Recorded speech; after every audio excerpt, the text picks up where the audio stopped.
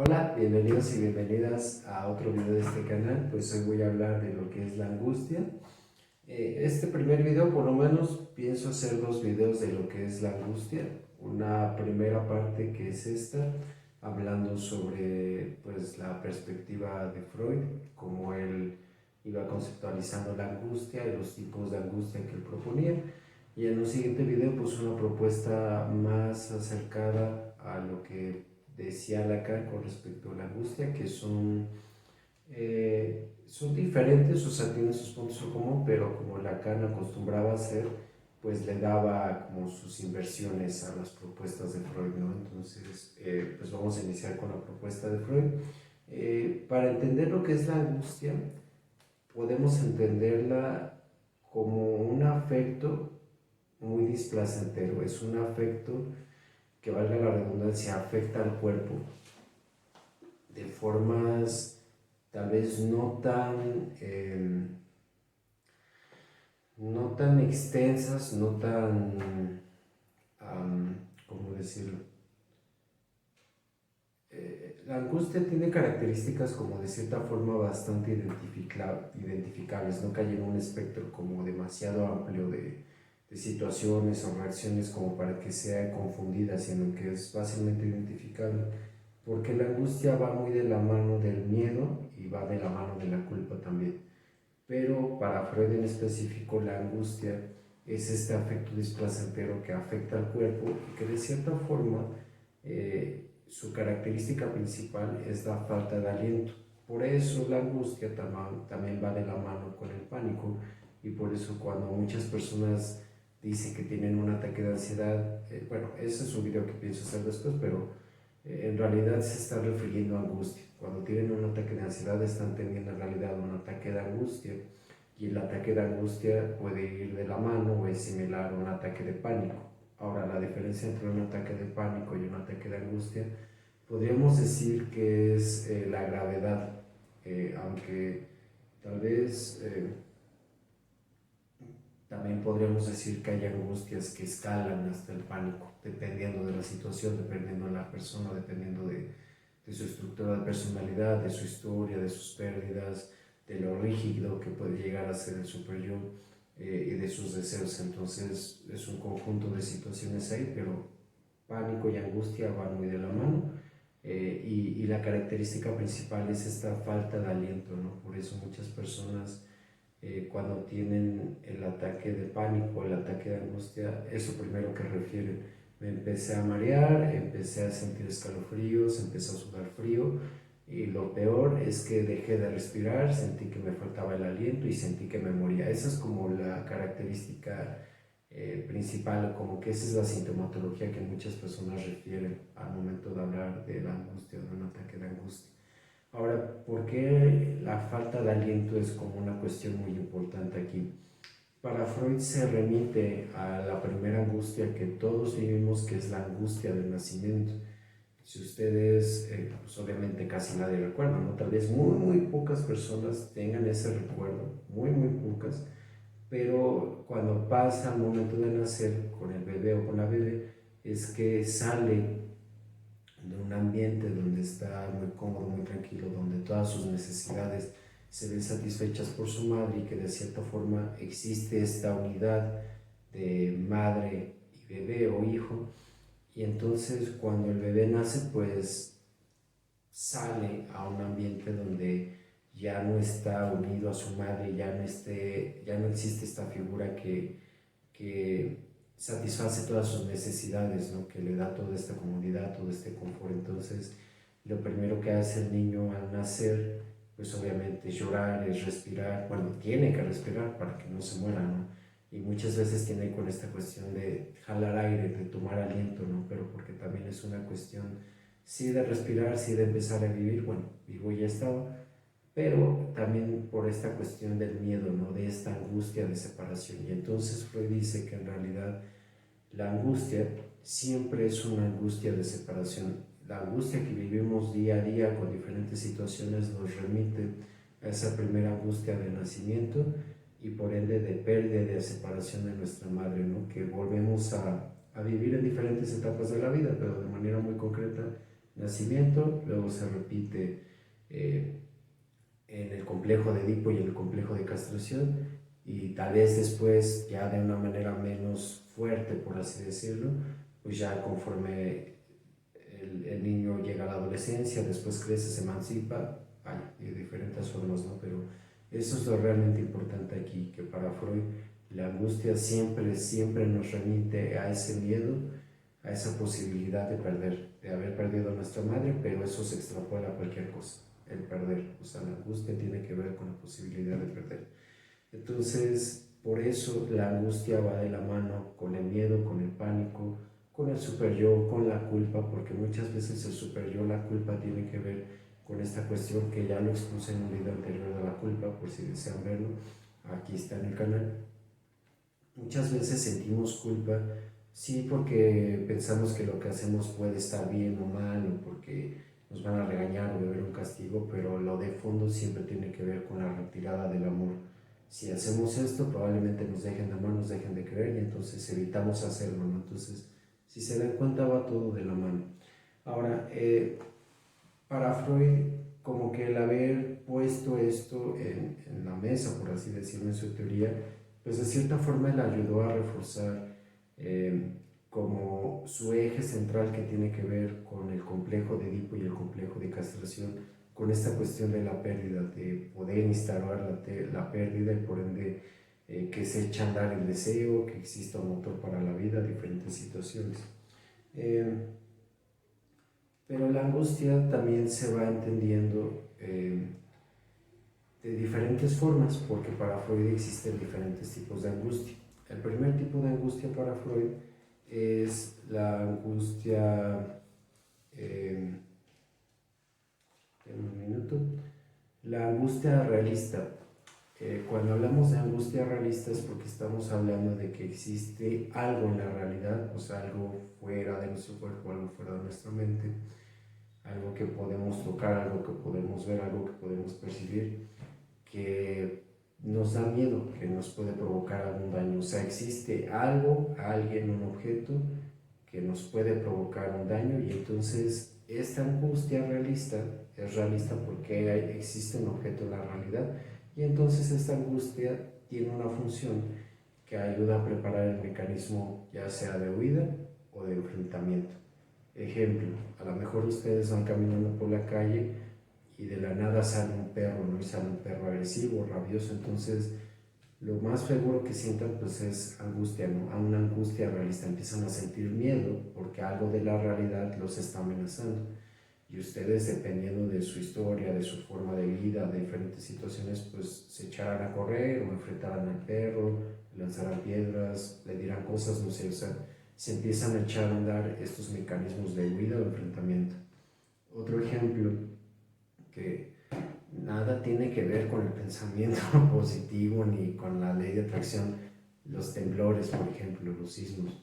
Notamos que empieza a temblar y ¿qué hacemos? Pues tratamos de salir lo más pronto posible, o buscamos dónde guarecernos y tratemos de seguir adelante, ¿no? Y entonces, pues esto ha dejado en nuestro país muchas secuelas, pero ¿por qué? Porque es algo real, o sea, es algo que sí sucede, ¿no?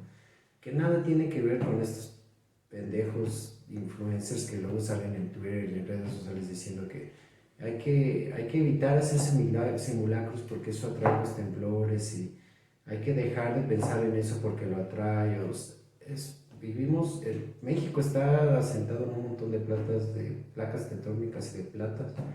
México era muy rico en plata, pero ahora es muy pobre, y es pobre en muchos sentidos, incluido en el mental y en el educativo, precisamente por eso que les estoy diciendo, pero bueno, eso es tema para otro video. Eh, y eso nada tiene que ver con lo que pensamos o queremos o no, o sea, por eso hablamos de algo realista, de algo que está fuera de nosotros. Si ustedes van conduciendo y ven que un carro va directo hacia ustedes a 100 kilómetros por hora, pues se van a espantar, o sea, hay cosas en la realidad que nos espantan y empiezan a echar a andar esos mecanismos de huida o de enfrentamiento. Entonces, por eso es importante este tipo de angustia, porque ayuda a la sobrevivencia. Ahora, Freud veía o analizaba otro tipo de angustia, que es la angustia neurótica, que tal vez para Freud era la más importante o la que más llamaba su atención. Angustia neurótica, ¿en qué sentido? Cuando hablamos de neurosis, hablamos de un conflicto. O sea, todas las personas que son neuróticas, por lo que yo entiendo, y si alguien sabe más, corríjame por favor. Cuando hablamos de neurosis, no es que hablemos tal cual de una enfermedad o de una patología. O sea, sí puede a lo mejor considerarse, dependiendo de muchas situaciones, como una enfermedad grave, pero más bien neurosis es el conflicto que existe entre las estructuras psíquicas que Freud proponía, de manera muy concreta entre el ello, yo y el superyo. O sea, el conflicto viene precisamente entre las demandas y exigencias del superyo versus lo que el ello quería y el yo trataba como de darle satisfacción a ambas partes. O sea, siempre está en conflicto. A eso nos referimos con neurosis, o sea, el conflicto entre estas partes de la mente, entre estas entidades psíquicas.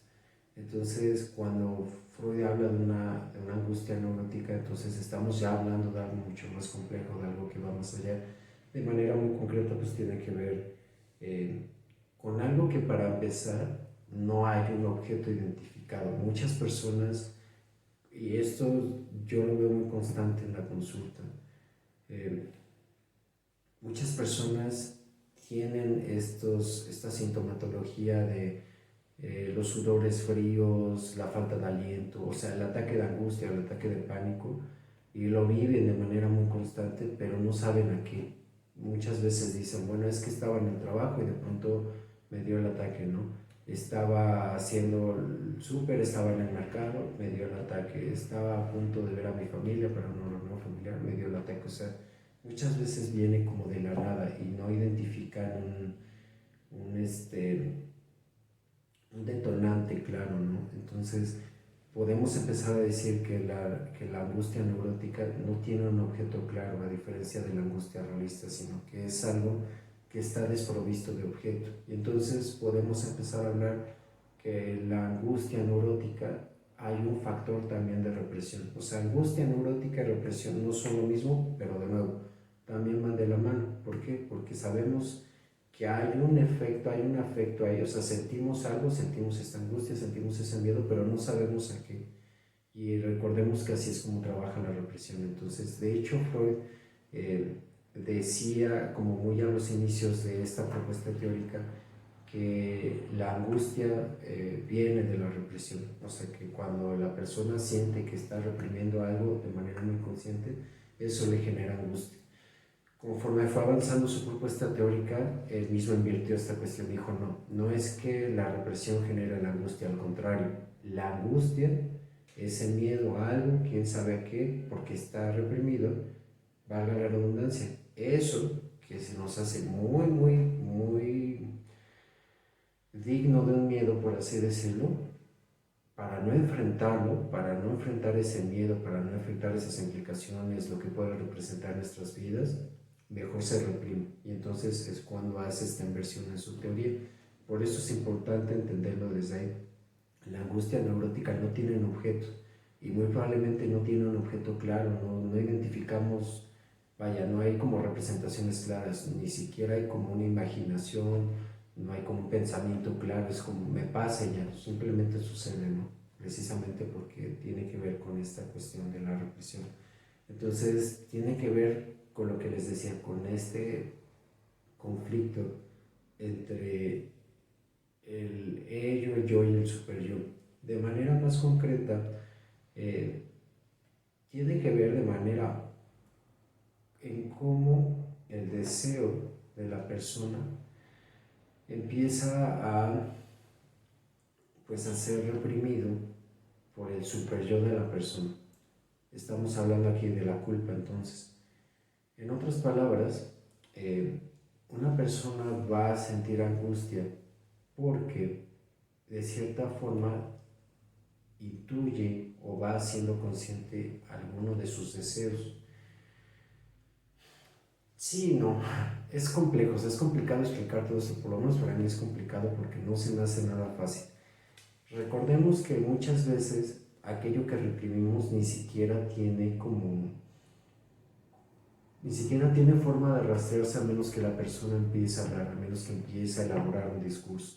Y para que la persona empiece a elaborar un discurso es necesario que se encuentre enfrente de alguien que esté dispuesto a escuchar sin juicios, sin prejuicios, sin expectativas, ¿no? Por eso muchas veces las personas obviamente tienen deseos, pero esos deseos son a lo mejor como tan inmorales, por así decirlo. Y no digo que estén bien o mal, o sea, no digo que sean inmorales en realidad, sino que me refiero a moralidad en el aspecto de que muchas veces los deseos, en especial los sexuales, los destructivos, los violentos, van muy en contra de lo que socialmente se espera o se acepta. Eh, Casi siempre socialmente hablando, pues cuando hablamos de deseos se hablan como deseos de amor, de familia, de generar como estas situaciones cómodas, tranquilas, ¿no? Y se reprimen y se castigan mucho los deseos, ya sean sexuales, de filias, de parafilias, por ejemplo, deseos agresivos, violentos, ¿no? Y entonces, muchas veces la persona cuando empieza a generar un deseo, empieza a tener presencia de cierto deseo que puede ir en contra de la tradición, de la cultura, de las normas, eh, el super yo lo reprime de manera inmediata, muchas veces sin que la persona se dé cuenta. Pero, como ya hablábamos de represión, muchas veces eso que se reprime pues va dejando semillitas, por así decirlo, va dejando huellas, va dejando ciertas huellas que hace que no sea atractivo situaciones similares a nuestro deseo o que de cierta forma identificamos que podemos llevar a cabo ese deseo. Y entonces es como eso que se reprime pues empieza como a tener cierta afinidad con ciertas cosas que, como dije, se vuelven atractivas, y al sentir esa atracción, al sentir ese placer al verlo, al fantasear, es cuando entonces se empiezan a generar estas represiones todavía más duras, y por ende pues empieza a entrar en una cuestión neurótica, ¿no? Donde el superior empieza, por así decirlo, a perseguir esos deseos del ello, a perseguir esas pulsiones del ello porque están mal, y pues el yo queda ahí como apabullado ante todo esto, y la forma que, por así decirlo, encuentra el aparato psíquico como para detener un poco todo esto, pues es con la angustia. O sea, llega o sea, la angustia es como esta cuestión de, hay algo aquí que estoy empezando a desear, pero que como es malo, mejor no lo enfrento, mejor lo mando al olvido y entonces que ahí se quede. Entonces, pues de cierta forma, así es como yo puedo explicarles qué es la angustia neurótica. Es ese deseo que desafía las buenas costumbres, que desafía la moral, y que de cierta forma es preferible para el individuo, para la persona y para su aparato psíquico dejarlo en el olvido, reprimirlo, a enfrentarlo y llevarlo a cabo, porque hacerlo podría implicar el castigo, la retirada del amor, pérdidas, por ejemplo. Y entonces eso es como de cierta forma la manera en que se puede ir entendiendo pues la angustia neurótica, ¿no? Como este miedo muy terrible a los propios deseos y a llevarlos a cabo, pues seguir viviendo como según los otros dicen, ¿no? Lo que los demás esperan de uno mismo, por así decirlo, o de los demás. Eh, y pues esto va muy de la mano de lo que ya les decía, de las neurosis, en específico de la neurosis obsesiva, por ejemplo. Freud decía que las obsesiones, o que el obsesivo eh, tiene estos pensamientos obsesivos repetitivos sobre una situación en específico, porque de esa forma se abstrae de enfrentar su angustia, ¿no? Es como que me habré lavado las manos, no me lavé las manos, sí me lavé las manos, bueno, voy a tratar de recordarlo. Y entonces todo este discurso, pues de cierta forma, y si ustedes lo han notado, ya sea en consulta o consigo mismos, se habrán dado cuenta que muchas de las obsesiones tienen que ver con la pérdida o con la limpieza o con algo sexual, porque en el fondo va muy de la mano con todo eso, la pérdida del amor. Como les decía, muchos obsesivos tienen como esta cuestión de si habría limpiado esto, no habría limpiado esto, y entonces van al acto, a la compulsión, que es irse a lavar las manos una vez, dos veces, 50 o 100 veces, y todo ese gasto de energía y toda esa evasión, por así decirlo, les ayuda a no enfrentar eh, lo que en realidad desean, ¿no? Lo que les angustia. Entonces, podríamos decir, a partir de esta teoría, que en realidad nos angustia lo que deseamos. O sea, esa es como lo que se puede leer entre líneas de toda esta propuesta teórica. Lo que deseamos nos angustia. ¿Por qué? Porque realizar nuestros deseos muchas veces conlleva ir en contra de la sociedad, de un grupo, de la familia, y muchas personas no están dispuestas a eso por las consecuencias que eso puede acarrear. Entonces, de cierta forma podemos decir que la angustia tiene que ver con eso y que va de la mano con la pérdida. O sea, la pérdida de el amor, la pérdida de que me quieran, la pérdida de que alguien esté ahí, de que alguien me acompañe.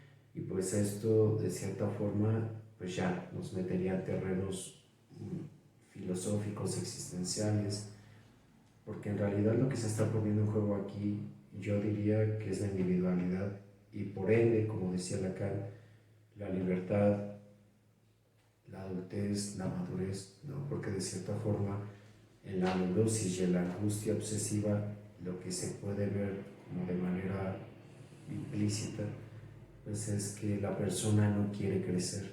O sea, la persona no es que, no es que sea una decisión consciente, sino que es una decisión inconsciente donde de cierta forma se dice, prefiero quedarme pequeño, prefiero quedarme niño o niña y hacer lo que me digan con tal de no volver a perder ese vínculo que tuve con mi madre, por así decirlo. Prefiero no madurar, prefiero no crecer porque no quiero perder nada.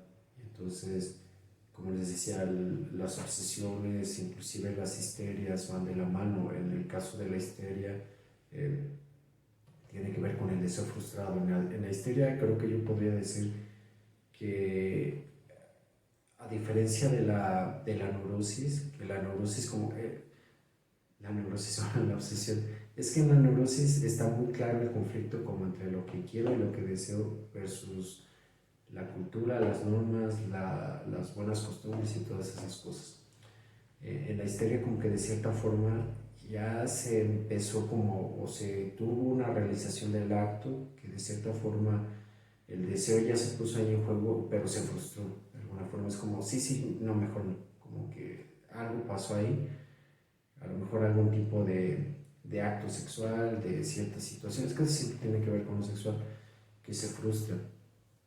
Y entonces, a diferencia del obsesivo compulsivo, en la histeria se genera, por así decirlo, o se genera un síntoma, o sea, hay algo físico, a diferencia de la obsesión, que la obsesión tiene que ver con el pensamiento y con la compulsión. En la histeria tiene que ver con lo físico, colitis, gastritis, dolores de cabeza, migrañas, lumbalgias, por ejemplo, contracturas, afecciones sexuales, disfunción eréctil, falta de lubricación de la mujer, por ejemplo, o quistes, por ejemplo, problemas en la menstruación. O sea, todo eso tiene que ver con estas cuestiones del deseo frustrado, de la angustia, ¿no? De aquello que queremos pero no realizamos. Entonces, bueno, eh,